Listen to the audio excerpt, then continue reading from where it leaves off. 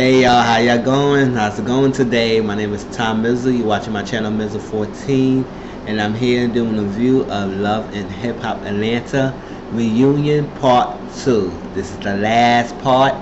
Thank God, because next week is Hollywood. I can't wait to start reviewing that series. But let's get down to the reunion. Like I stated last video when I did reunion part 1 is that I haven't been watching reunions for a long time. I stopped watching them because I didn't really care for reunions. It doesn't make any, it's pointless. And I just watch the seasons, but since I'm doing reviews on YouTube, I'm going to do the reunions. So, let's just start it.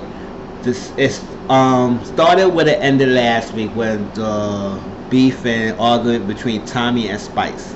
What I got from the gist of it is that Tommy felt like Spice was judging her. It's like it gave her no chance. Like she shouldn't say anything to her. She didn't want to listen to what Spice got to say. It's like, who are you? It's like basically, who are you, Spice, to tell me what to do when you are not irrelevant? Like you wasn't popping. I see all your videos. It's whack, and it's like she doesn't value Spice. And Spice was like, Tommy's problem is that she think people fear her, and nobody could have stepped up to her. So she don't feel like she's scared of her, so she gonna say what she got to say. And they was going back and forth, back and forth. Tommy got up and was trying to fight her, and it was crazy. And you know how Tommy is. Like she told back up off me, back up off, and she got to sat back down. And it's like that situation between those two didn't really solve. They was kept going at it. There was no resolve going on, no resolutions. So it was like, let it be. They touched on Tommy drinking problem a little bit because that's what that's what spiraled her out of control, because at one point she was not gonna be able to film, and they was doing any scenes with her because her drinking problem. So they replayed back the clips, and then she fought the producers, fought the crew, the camera crew, and everybody. And she had sat down and she said the guy told her you have a drinking problem. And Tommy is like defensive with that because she was like, she don't have one, and she been sober for a month now. Congratulations, Tommy, for doing that. It takes big commitment to be sober, to not take a drink, and it shows like you are trying and you trying to improve. So I like that. Now she's good with her mother right now. Her mother is in a good space. But she said she had to want to realize, to let people know, is that yes, people feel like she disrespected her mother. At the same time, when she was growing up, she didn't really have that respect for her mother like that. So the dynamic between those two has been changed, and it was different. So yes, she had to respect her mother, elder. She had to respect her mother, but it wasn't like that. But she's getting to the point that she could do that, and she'll have no problems. Now, she was beefing with her sister coming with this time with her Versace. That's another thing. That's another thing they brought up. The sister Versace, and it also got ambushed that Samantha did. That's his Tommy's mother. Samantha did for Tommy, and Tommy was not liking that. She came in and was like, she thought it was a sit down, but she realized it was a photo shoot. It was an ambush. Tommy didn't like that. It was going back and forth, and it's kind of squashed that. Tommy said, yeah, maybe they should have not ambushed me. And Samantha realized, she said, yeah, maybe she shouldn't ambush Tommy and just talk to her first. But they good now. So I'm good that they pairing their relationships. Now, Tommy said the reason why she squashed her beef with Versace due to her mother's health issues. And Samantha told us that after Coachella, she was drinking a little bit, but she's starting to get a lot of pain, so that's when she went to the doctor and see about that. And she also said it was when she do a lot of stress. When she stress a lot, she get those same pains. So most likely her pains is stress related. So I said, okay, that's good. It's not bad. Hopefully it's not life threatening. I hope she's okay. It's nothing serious than what it is. Maybe it is due to stress, because she was doing a lot of stress lately with her daughters and drinking. So hopefully everything's good with those two. And that's it. Next, they jumped into Sierra and Shooter situation. Now it was touching that Shooter's son died, and Shooter said he's okay. He's doing better. He had times where he's down. He had times when he's good. But they questioned about Sierra, how much do you reach out to Shooter after the funeral? She said she tries, she calls here and there, and she wasn't getting them through because I think he was blocking her or he wanted to hear from her. So he said, you know what, despite everything I did to her, she should have just stopped everything, and I needed her, I needed support. But I also said, Shooter, this is the thing, this problem with this. This is what I have a problem with. You can't do what you did to this girl, expecting her to drop everything and be there for you when you in your time of need. Yes, y'all was still technically married, but you put her through the ringer, so she don't have to be there if she don't want to be there. Now she went there to support. I believe she did give you a little chance. I believe you was shutting her out because you need to know how much can she do. Like if she reaching out, she calling you, she texting you, you don't want to respond to her. How much can she do? Was she gonna pop in your house or what? You gonna play the sympathy card? You can get her back in their graces and bed, whatever. Yes, you are grieving, and yes, you need support, but you can't dictate how Sierra should support you. She supported the best as it can. You should appreciate that. She should thank you that she ever came out because she didn't have to be there if she didn't want to be there. But she did came. So be that. And then they asked Kitty why she feels so strongly about Sierra like that. She said Sierra hasn't been there. And she hasn't been there and she should have been there because they're technically married. And Kitty was going hard for no reason. And then they asked Sierra, Nina asked Sierra, Nina was the host, so Nina was asked Sierra about, alright, what was on your mind when you went to the club and you hit Keely and you had a fight with her in the club? And Sierra said she was upset. She was really upset with everything was going on when she got all these news and Keely's in the mix of it, trying to stir up trouble, trying to stir up pot, trying to give Shooter distractions and talking down on her, talking bad at her. So she was upset that Kitty would do all that stuff because her Kitty was cool. But she said it wasn't jealousy. She wasn't jealous of Kitty, and she wasn't jealous of the girl that Shooter was dealing with at the time. But she felt upset that this happened, so she retaliated. And Kitty felt like that. She said she should have came to me in a respectful way. She should have talked to me like an adult, one-on-one. I said, talk to you like an adult when you've been bashing this girl, like you've been hard as well, chick. So how do you feel like she should come to you and talk one-on-one? And then at that peace rally meeting, when you went to throw the marker, and then Nina asked Shooter, do you feel that was right? She said, no, it shouldn't be right because it was a peace rally. It shouldn't be no violence, and she shouldn't be doing that. So I wasn't feeling that. And Kitty said, I get that. But she was coming and she started to talk to me and face in one moment. I said, no, shut up, Kitty, shut up. She didn't have to talk to you face to face. You was going off hard about this. You were trying to dish her. You were trying to play her. So she don't have to play nice to you because you were doing this to her. So get out of here. Now, they touch on Sierra with BK Brosco that she was dealing with. She dealing with. And it was brought up about his cheating, about the side women that he was dealing with when he was dealing with Sierra, about Amber, about Joy. Now Amber, he still denied he didn't do anything with Amber. He said Amber is lying. I didn't do anything with that chick. Whatever. I mean, I don't understand if he's lying. I don't know if she's lying. Who to believe? But it is what it is. He's still adamant that he didn't do it with Amber. Now with Joy, he said yes, he knows Joy for years, a couple of years, and he hasn't been messing with Joy at the same time he messed with Sierra, which I think is a lie because he did tell us that he was messing with both of them anyway at the same time because Sierra was still technically married to Shooter. So he said until she get divorced from Shooter, he gonna do him. And then they showed a clip when him and Joy at the freaking hotel and they was talking and she straddled him and looked like they about to have sex and looked like they did have sex. And that was that. And then they asked BK will he put a ring on Sierra's finger. He said no, it ain't gonna be no ring anytime soon. And not at the moment. And Sierra was like, you know what? I can't deal with any more cheating like this. And I don't cheat a guy's guy. I deal with a lot with Shooter. I can't deal with cheating like that. So if it is continuing on and it's with a thing where we just go be friends.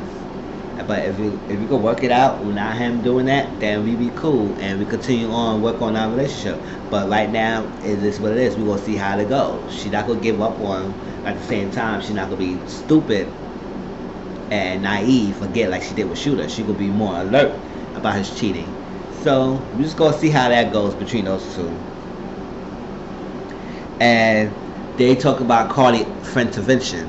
Now, Keely said she not too upset with Cardi about that. She said she forgave Cardi, but she didn't like how Cardi delivered, and that's what it was. Also, Tokyo said Cardi had good intentions, but her delivery was messed up. And yeah, her delivery was messed up, even though she did have good intentions, being looking out for Sierra, and that's how Cardi is. She expected Gadget, so she got the information, brought it back to Sierra, but the way how she went about it was wrong, and she should approach it differently. And that what it was. That was that. It wasn't anything serious. It's like hopefully BK step up, or we find out they not together anymore and they just be friends. Let's move on to that. Then we went to Tokyo and Tobias. Now, you know Tokyo is that girl and she was cool. Everybody liked her, and she was like.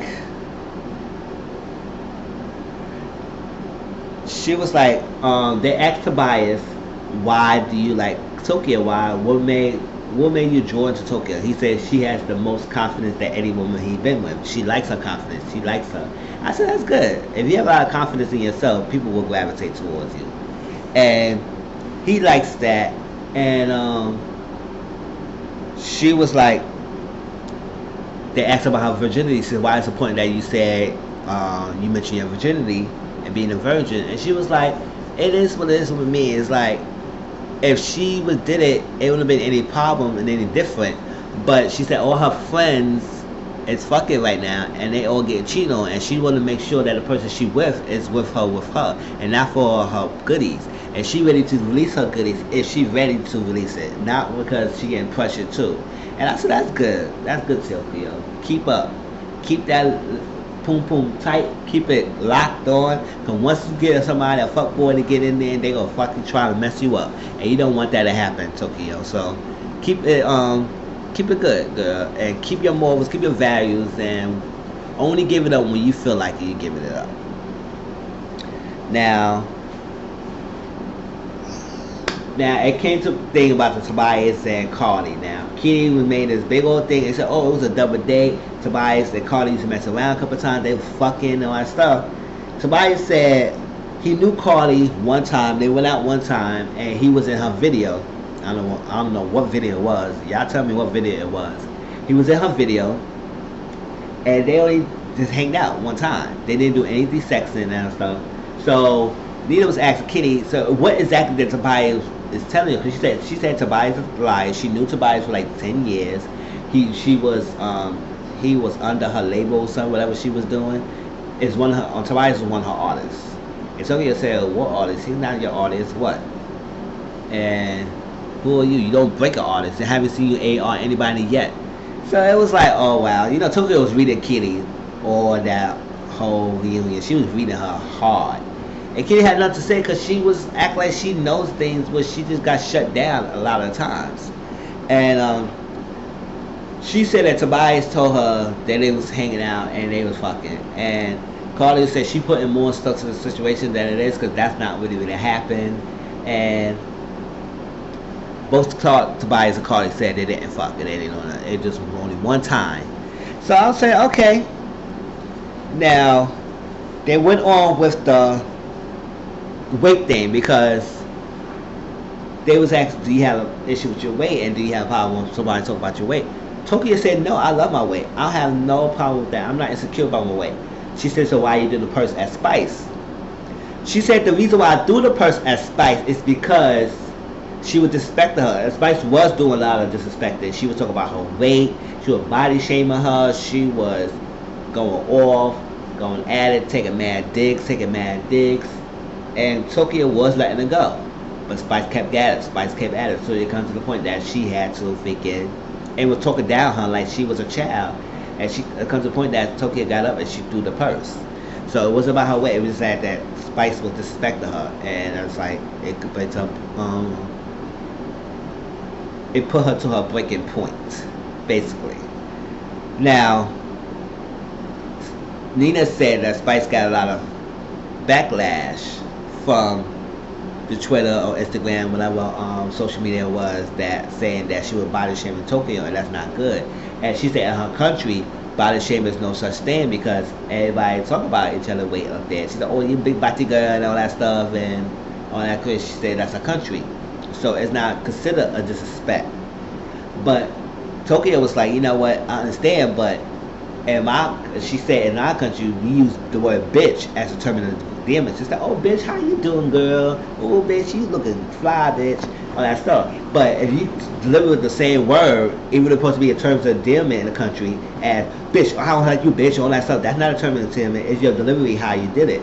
So they made that comparison, and I think Spice understand a little bit, or it was a common agreement that yes, you cannot say that all in your country is this. When you come over to another country, you use that, and it's going to be delivered differently because people will take it differently. It's not there as a term of endearment in your country.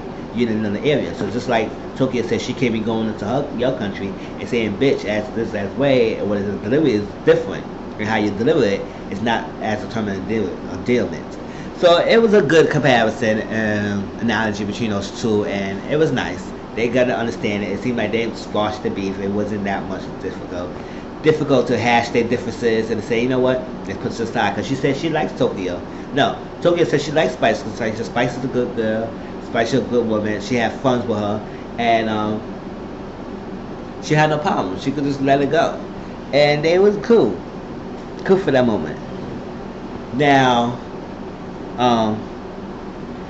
the whole thing was just Spice and Tokyo at the Estelita and Sierra at the Dude Ranch, and how it went down. And Nina asked Spice about the hypocrite comment. So why do you think that Sierra was a hypocrite? She said that when she got a call from Sierra, she said Sierra told her that she told Tokyo that it was wrong for her to throw the purse. And now when she went to Tokyo or something like that, it was said that she said Spice was wrong for the weight comment. So she felt like she was a hypocrite. That she said, oh yeah, Tokyo was wrong, but now it turned around and said Spice was wrong. So it was a miscommunication between those two because it wasn't like anything. Sierra said, yeah, I did tell her it was not good for throwing no purse. Now, it wasn't my intention to say that, oh, I was being a hypocrite and telling you that it was different. I just tell Cody and tell her that, yeah, I told her that it was wrong. And it would come meet together and talk about it. So that's all it was. So it wasn't really a big deal between those two. And Nita asked Mimi about why, how you made so calm in the situation. Mimi said she had her shares. Yeah, Mimi did have her shares back in the last seasons, few earlier seasons. So she said she gonna sit down and eat her stuff. I said I'll be like Mimi too. I'll be sitting in the back like, okay, y'all fighting. I'm eating. Sure, I ain't gonna stop my food. I can't miss no meals.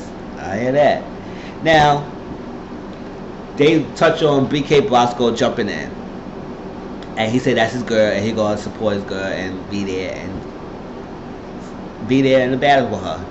And Sierra said she's happy that BK stepped in, but he didn't like this words exchange between him and the females, and that shouldn't have been happening. And Tokyo jumped in. She said, well, if I had a bunch of bitches jumping me and trying to come at me and somebody's doing anything, he been in a t-shirt next week. I said, oh, you gonna kill him because he didn't jump in? I said, oh, hell to Tobias. You better be careful, Tobias. Oh, you know, Tokyo's that girl. She bad about it. Now, then we got this last little thing. It was really quick. What's his name? Kabachi, Keely, and Blue Da Vinci, right? Keely said that it wasn't the fact that I didn't tell who my baby dad is. It was the fact that I didn't tell him that it was Blue Da Vinci. She feel like if she would have told Kabachi that it was Blue Da Vinci, then they wouldn't have problems because she knew that it was cool. Now, Kabachi said, it ain't no problem. It's like, I had no problem feeling no guy. It had to do with me. And Blue Da Vinci said, No, my beef was not with Kabachi, so we cool. My only problem with it was with Keely. That was the only issue he had. It was only with her. No, he had no beef with nobody else. He didn't beef with Kabachi. He said it was only with Keely, and he just said he wanted Hunker's son. He wanted to be there. It seemed like they got a good understanding because they all supporting each other, and they on better terms and ranging their son Xavier. So it's nice that they could get in good terms.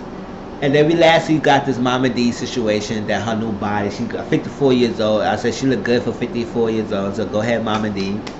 Her new body. She looking good with her new body. And she just made a statement that Bambi was too slow in saying her words. So you know Mama D is quick with her mouth. So she said Bambi was too slow and waiting for her to tell the secret. And it was gonna be like I'll be dying in hell. So it's like it's slow forward hell. So I need to say it. And Mama D got good intentions. And then they had the little closing stuff, closing scene, and it wasn't too much. It was the part two. I feel like they could have combined all that in one part and make it 1 week instead of making it breaking down two parts, because it wasn't even much to really go on for with this reunion. But just like reunion, they break it down into two parts. So that was the last part of the reunion. It was okay. I just gonna say it was okay. They touch up with things. Some people's situation that wasn't solved. Some people's situation was solved, and that's all you could do it. I can't wait till next week to Hollywood. Look forward to my first review of the Love and Hip Hop Hollywood series, and I'll talk to y'all next week. Peace.